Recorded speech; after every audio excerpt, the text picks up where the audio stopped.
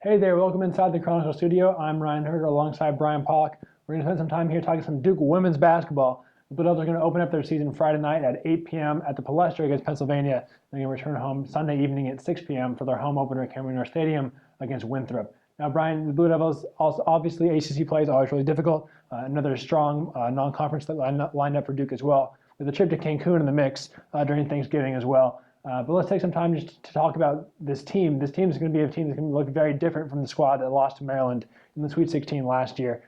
Five outstanding new freshmen on this roster. And we always talk about the Duke men having the top-ranked recruiting class in the country. The Duke women have the same thing. And especially as compared to last year, it's a really guard-heavy class. So, Brian, break down this recruiting class for a little bit. Who should we be watching out for this season? Sure, absolutely. And this recruiting class is very special in the sense that it's five guards, all perimeter players, coming in and looking to contribute as rookies. Angela Salvadores, Kyra Lambert, Faith Suggs, Haley Gurecki, and Crystal Prim make up that quintet for the Blue Devils. Salvadores is the one you're really going to want to look out for. She ranked number 5 overall in her class, the number 2 point guard, and she should step in right away and probably assume the starting role at the 1 spot for the Blue Devils. Head coach Joanne P. McCallie has been giving Salvadores a little bit of a breather in the preseason after a heavy load of international competition over the summer. Salvadores played with the Spanish team in the FIBA U19 World Championships and really excelled there. So she should be able to step in for the Blue Devils and contribute right away. She's very aggressive, very up-tempo style of play, which McCallie really likes, that up-tempo, push the pace kind of style of play. And so look for them to transition more to that this year after last year, which was a much more front court oriented team, Ryan. Right, and definitely. And you're going to see last year Duke wasn't that deep in the backcourt, and so Rebecca Greenwell, as redshirt freshman, had to do some of the ball handling. And she's really more of a shooting guard by nature, and for good reason. She can really light it up from downtown. So with so many point guards on this year's roster and so much depth in the backcourt, expect Greenwell to kind of shift more back to that shooting guard role, which is going to pay dividends for her and for the Blue Devils because if she gets a little bit of an opening, she can really just make you pay. So look for her to really find her stroke from downtown early on. She also wants to kind of round out her game a little bit, so look for more of her in the mid-range as well. Another player that Duke's going to have to replace, though, is Elizabeth Williams, the National Defensive Player of the Year, really a stalwart on the interior for the Blue Devils. Had a ridiculously long streak of games with at least one block shot in the middle of her career. So Williams, on both ends of the floor, is going to be missed. But I really look to Azurá Stevens as a sophomore, who also played in the U19 World Championship, Brian, as someone who can really step in right away and continue to make a difference for the Blue Devils. Can you talk about Stevens' game for a little bit? Absolutely. And the sophomore came in last year and made a huge impact, averaged nearly a double-double. I think it was 14 points and 9 rebounds for the season. And she can really stretch the floor. She gives the Blue Devils a lot of versatility. She can play anywhere from the 3, 4, and 5. She can guard any of those positions as well. Stretch it out a little bit, create some mismatches for opposing defenses, hit the outside shot, but also with a pretty dominant post game. So expect the Blue Devils to run a lot of their offense through her and Greenwell.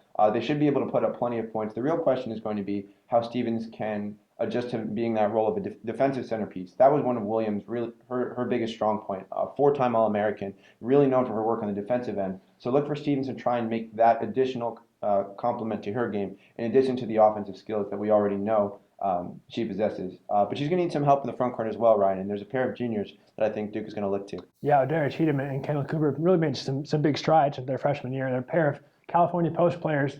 Cheatham can a little more versatile than Cooper. Can hit maybe the elbow jumper and more active around the rim.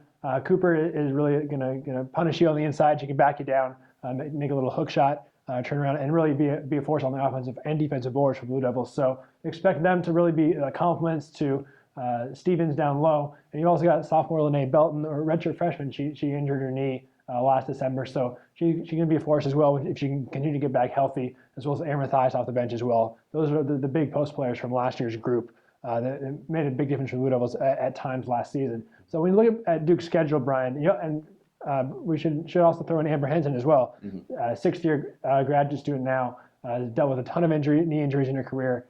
So she can also, like Stevens, stretch the floor a little bit. She's got an outside shot to her game. So expect with Stevens and Henson on the floor at the same time, Duke can really run a little bit. Those are two big players who can run the floor and make some things happen in transition, not just get the ball up and down the court a little bit slower like they did last year.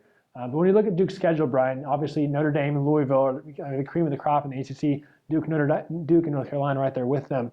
But when you look at Duke's non-conference schedule, what stands out to you? And this is pretty normal for Duke to have a pretty stacked non-conference schedule. Head coach Joanne P. McCallie always makes a point to try and load up with as many quality non-conference opponents as she can, so that when they get into the rigors of ACC play, they're already ready and they're already tested. As you mentioned, the ACC is one of the best conferences in the country for women's basketball, so Duke likes to keep up that level of competition throughout the year. They hit the ground right away. Next week, after they take on Texas A&M on Wednesday at home. That's going to be a big early season test, similar to how the men will have to face off against Kentucky. So a pair of big matchups there. The Blue Devils also have an early season rematch with number 2 South Carolina after a heartbreaking loss in Cameron last year. The Blue Devils now travel down to Columbia and see if they can avenge last year's loss. And the Duke women have to play Kentucky as well, another top 15 team. So right there, 3 quality opponents in the first month or so of the season is really going to put this team to the test, and we'll see how the new freshmen pan out. Yeah, and you add one more game to that list, Brian. ACC Big Ten Challenge is going to be at Cameron this year. You can take on Minnesota. Minnesota is going to be missing Amanda Zawi, who was the number 2 pick in last year's WNBA draft. But the Golden Gophers are always a pretty solid program, so that'll be another big test against a Big Ten conference really known for its physicality. So that's another thing to look out for the Blue Devils there. Now, so the Blue Devils are going to open up their season Friday night. In their home opener, you can come catch them at Cameron Indoor Stadium Sunday at 6 p.m. against Winthrop. For Brian Pollack, I'm Ryan Hoerger. Make sure you check out the Chronicle online at DukeChronicle.com and in print around campus for our coverage of Duke women's basketball throughout the season up until March Madness. So with that said, enjoy the season. We'll see you guys later.